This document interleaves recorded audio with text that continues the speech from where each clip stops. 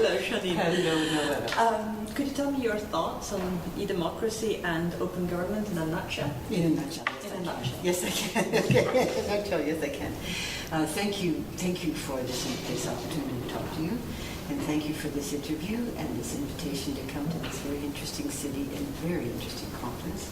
I've met some really interesting people, actually. Thank you. Excuse us. Thank you.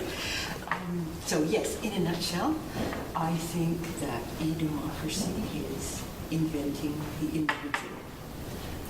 And I think the inventing of the individual, part of that mantra means eliminating the intermediary.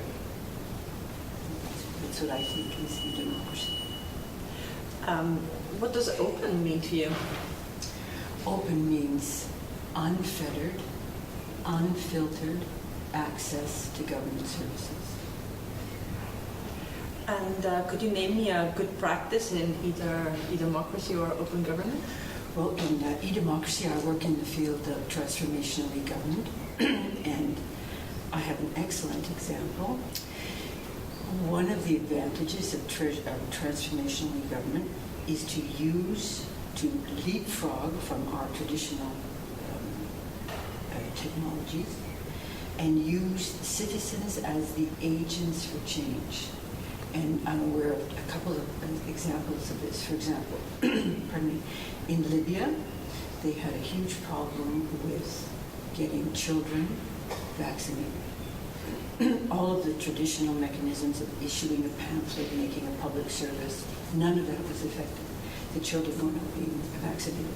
So what they did is they leapfrogged the technology and they sent messages to everyone's mobile phone and said, remember, if you know any 6 to 8-year-old child, encourage them to get vaccinated, and their little clinic is next Saturday morning. Mm-hmm. So they didn't worry about whether or not you had a 6 or 8-year-old child. They just said, tell your friends, tell your family, tell your work colleagues. And so all of a sudden the citizens were the agents to say, oh, Noella, you remember to get your child vaccinated. So all of a sudden the citizens were the agents for change. It was just brilliant, absolutely brilliant. So that's a wonderful example of a transformational e-government, great practice. Another one of using agents for change was one, for example, Kenya used all the problems of voting when you need where's your polling station, how do we know your identity, have you voted twice, all these problems are paper-based, infrastructure-based, legacy systems-based. That's very difficult to do, so they just went right over that technology, right to biometrics. They scan the iris. Mm-hmm. You don't have to worry about what you're polling, where you come from, have you voted twice. There's no issue because you can only vote once. So it's absolutely brilliant, clever solutions. And so those are great examples that I'm very pleased to be aware of. But do you also know of any bad practices in e-democracy or open government? Well, I wouldn't say bad, but I would mention, and I should acknowledge that, and you were kind enough to share that question with me, so I've reflected upon it. I wouldn't say bad, Noella, but I would say I would really like to encourage the inculcation of more academic expertise in government activities, what I call at the coal face, at the place where the work is going mm-hmm. on. Maybe I understand in Europe the academics are more integrated with the public sector environment, but in North America, in Canada, our academics are not. They are in an esoteric field, and all of the challenges that the public sector officials have, which are very immediate, which are very complex these days, everything's integrated, they have huge risks. The public is involved, whether it's a policy issue, putting in a new system, doing an organizational challenge, servicing citizens, all of those issues.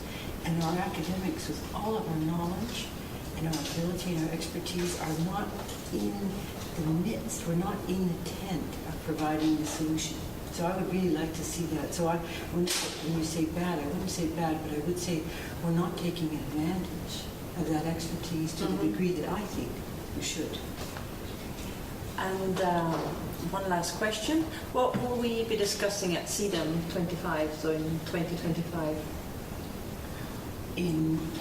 I hope that we would be discussing a new relationship between the citizen and government services that is moving towards an inverted pyramid. So now the citizen is the transitory agent that's trying to work through the government. Where do I find my services? I'm the active party. I would like to see the government serve the citizen so that the government services is these like a window behind a screen. I'm the one who's, whatever I need, the services, so the government will be able to provide that assistance to me. And actually, I'm finding out, I'm learning from this trip that there are some countries that are making great progress on that, more than we are in North America. So for example, I learned Estonia is very advanced. So that is what I hope that we will be able to see in 2025. Okay. Thank you very much for Thank my you questions. very much. Pleasure to talk to you. Thank you for the opportunity.